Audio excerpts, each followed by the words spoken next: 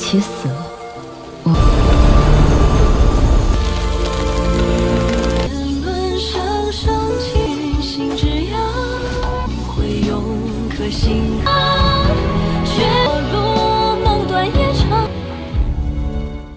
Halo semuanya, selamat datang di Ruang Sinema. Bagaimana kabar kalian semua? Semoga selalu sehat dan baik-baik saja. Sesuai jadwal, jadi pada hari ini kita akan kembali melanjutkan series Donghua Jet Dynasty season kedua episode terbaru, yang mana ini adalah episode yang ke-48.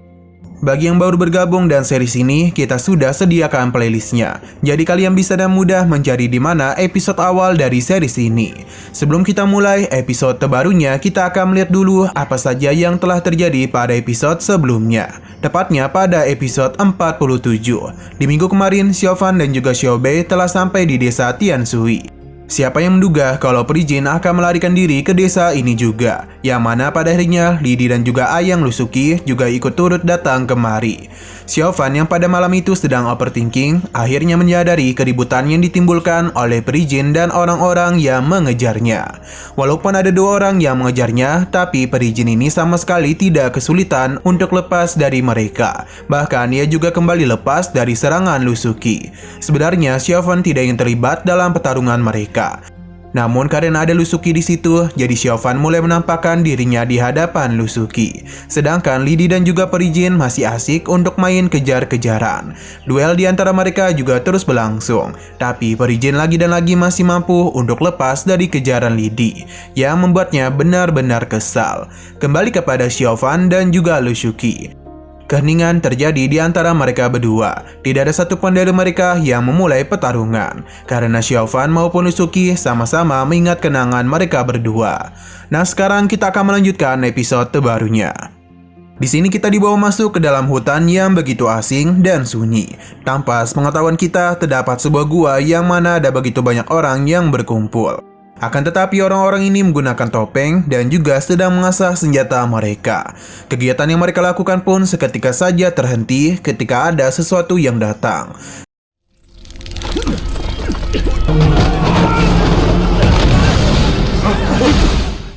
Ia adalah pria yang sebelumnya telah diselamatkan oleh Heimu.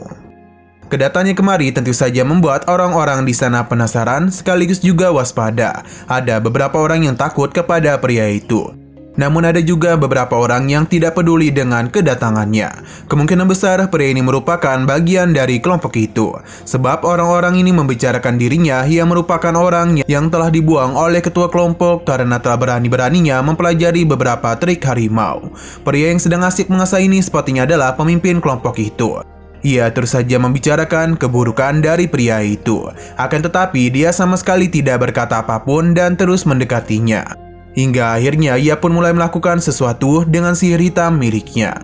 Hanya dalam sekejap saja, serangannya itu berhasil membuat pria ini tidak berkutik dan hanya bisa ketakutan saja. Beruntungnya, ia tidaklah dihabisi. Pria ini pun menatap ke arah atas untuk bertemu dengan kepala keluarga. Baginya, suku mereka ini sudah terlalu lama damai. Bahkan mereka sama sekali tidak pernah ikut berperang menghadapi Kelanjin. Kepala keluarga mereka tertarik dengan ucapannya. Bagi pria ini, selama Jinzu bisa dikalahkan dan merebut Hollows, maka tujuan mereka untuk mendominasi Xianjing Selatan sudah semakin dekat. Bagi kepala keluarga, penyihir agung Jinzu memiliki sihir yang kuat. Apakah pria ini memiliki cara untuk mengatasinya? Pria ini dan percaya diri bisa mengalahkannya karena ia telah mendapatkan metode ilahi tertinggi dari seorang pria. Apapun yang terjadi, Jinju harus dirinya habisi. Mendengar ambisinya itu membuat kepala keluarga bersemangat. Ia ini sudah menunggu selama 200 tahun lamanya hanya untuk hari ini saja. Jadi mereka semua ini tentu akan memulai peperangan.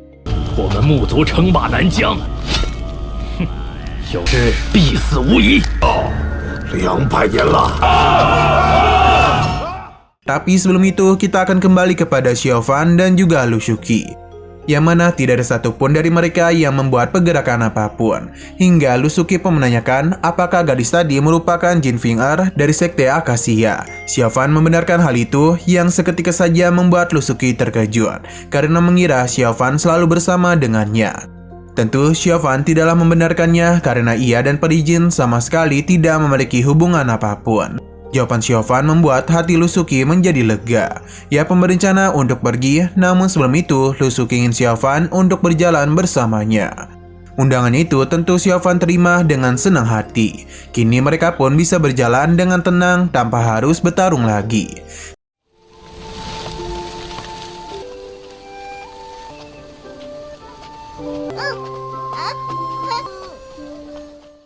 Situasi yang tenang di desa itu benar-benar membuat Lusuki dan juga Xiaofan begitu lega. Ia bertanya kepada Xiaofan apakah Shimei yang asli mengetahui seni bela dirinya, karena seharusnya saat itu dia kalah dari Xiaofan.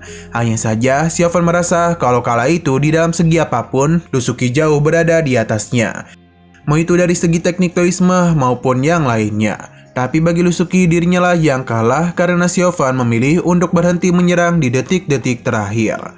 Kala itu ia sama sekali tidak bisa menghilangkan semangatnya untuk bersaing bersama Xiaofan. Sekaligus dia ini takut tidak bisa memenuhi harapan gurunya.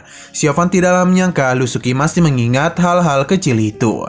Secara mengejutkan, Lusuki memberitahu kalau ia selalu mengingat Xiaofan di dalam hatinya. Apa yang dia katakan hanya bisa membuat Xiaofan terkejut, karena ini sama saja dengan pengungkapan cinta. Sayangnya, suasana ini sempat terganggu oleh sebuah apel yang jatuh dari gadis ini. Ia pun meminta bantuan kepada Lusuki untuk melemparkan kembali buah itu kepadanya. Melihat kecantikan Lusuki membuat gadis ini terpesona dan memberikan pujian akan pesona yang ia miliki. Untuk Xiaofan sendiri masih terdiam saja. Lusuki kembali mengingatkan Xiaofan tentang kepergian mereka ke Gunung Kongsan dan menghadapi kultus iblis. Kala itu, Xiaofan begitu mempesona dirinya karena dia itu sama sekali tidak segan-segan mempertaruhkan hidupnya hanya untuk menyelamatkan dirinya saja. Kala itu ia tahu kalau kondisi mereka benar-benar terdesak. Namun kala itu Lusuki tidaklah pernah merasa takut dengan kematian, karena ia bersiap untuk mati selama dia bisa bersama dengan Xiaofan. Sekali lagi, perkataan Lusuki membuat hati Xiaofan merasa begitu kacau. Sekali lagi juga, ingatan tentang kebersamaan mereka kembali muncul, yang mana Lusuki maupun Xiaofan saling berjuang satu sama lain untuk melindungi masing-masing dari mereka. 你不顾和你一起死了，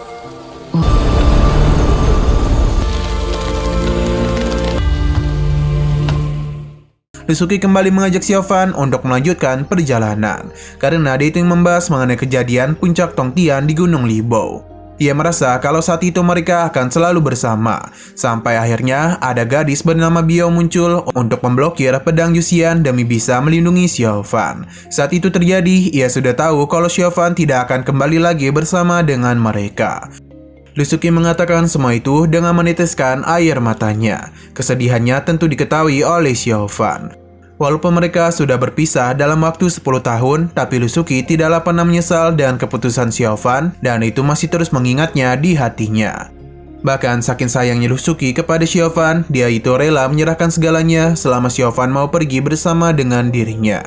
Namun Lusuki sadar semua itu tidak akan mungkin terjadi. Xiaofan hanya bisa menahan perasaannya. Bahkan ketika Lusuki terus mengatakan semua itu tidak akan mungkin terjadi. Ia mengingatkan kalau Sekte Xingyu merupakan keluarga baginya. Dia memiliki guru yang sangat mencintai dirinya, dan juga teman-teman yang selalu melindunginya, dan juga teman-teman yang selalu mendukungnya. Jadi tidaklah mungkin bagi dirinya mengkhianati mereka hanya untuk perasaannya saja. 要我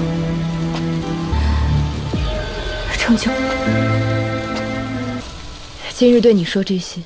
Alasan Lusuki memberitahu semua isi hatinya kepada Xiaofan agar ia tahu apa saja yang dia pikirkan kepadanya.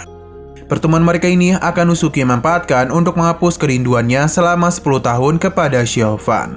Dan malam ini juga dia ingin melupakan cintanya untuk Xiaofan. Lusuki akan menganggapnya sebagai musuh yang harus dirinya kalahkan apapun yang terjadi. Sebelum mengakhiri semua itu, Lusuki ingin Xiaofan melihat apa saja yang telah dirinya lakukan selama 10 tahun itu. Kini Xiaofan hanya bisa diam saja melihat Lusuki yang memperlihatkan teknik yang berasal dari Sekte Xingyu. Semua gerakan ini merupakan hasil jerih parahnya yang selalu merenung di hutan bambu yang merupakan tempat dulu di mana Xiaofan selalu berada di sana. Dan selama 10 tahun itu juga Lusuki berada di sana untuk mengobati kerinduannya kepada Xiaofan.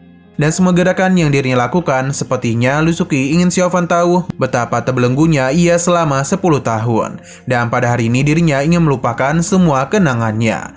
Alasan mengapa Mimin bisa berbicara seperti itu karena terlihat kalau teknik Lusuki menyimpan begitu banyak memorinya kepada Xiaofan.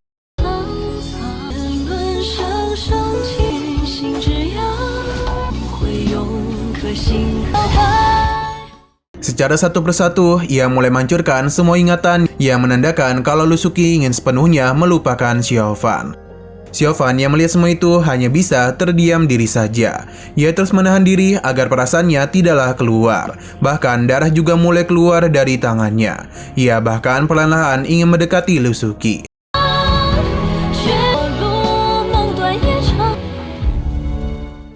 Akan tetapi niatannya itu langsung saja terhenti karena ketika itu juga Lusuki mulai menghusungkan pedangnya kepada Xiaofan. Yang menandakan kalau hubungan mereka telah berakhir mulai hari ini juga. Melihat Xiaofan yang agak mendekatinya sepertinya membuat Lusuki tidaklah percaya. Tapi karena Xiaofan tidak melewati batasannya, membuat Lusuki agak kecewa sekaligus lega. Melihat ia yang batuk darah, Xiaofan pun mengkhawatirkan kondisinya. Namun Lusuki memberikan ancaman untuk tidak mendekati dirinya. Karena bagaimanapun ia sudah memutuskan untuk melupakan Xiaofan dari dalam hidupnya.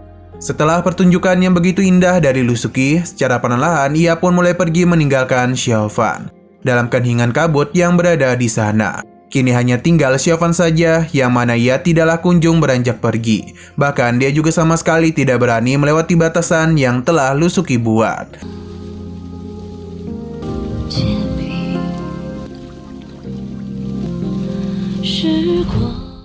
Dari kejauhan, Xiao Wei dan Xiao He melihat hal tersebut. Untuk sementara waktu ini, mereka berdua tidak mendekati Xiaofan dulu. Sebenarnya, Xiao He ingin ke sana karena sepertinya ia tahu betapa sedihnya Xiaofan saat ini. Setelah cukup lama berdiri di sana, Xiaofan pun mulai memutuskan untuk pergi. Dan begini, apakah kisah cinta Xiaofan dan juga Lusuki telah kandas?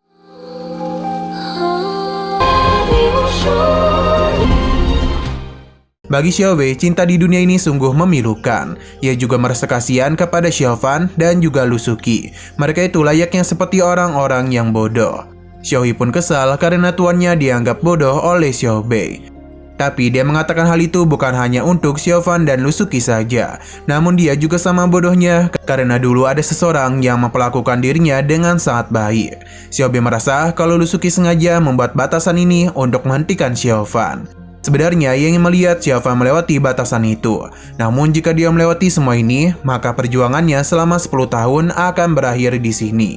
Xiao Bei tidak yang terlalu memikirkan permasalahan di antara mereka. Karena dia yakin cinta memiliki begitu banyak sampul. Mereka hanya perlu mencari tahunya sendiri. Apalagi tidak ada yang tahu apa yang akan terjadi di masa depan nanti. Xiao He sama sekali tidak tahu apa yang dikatakan oleh Xiao Bei.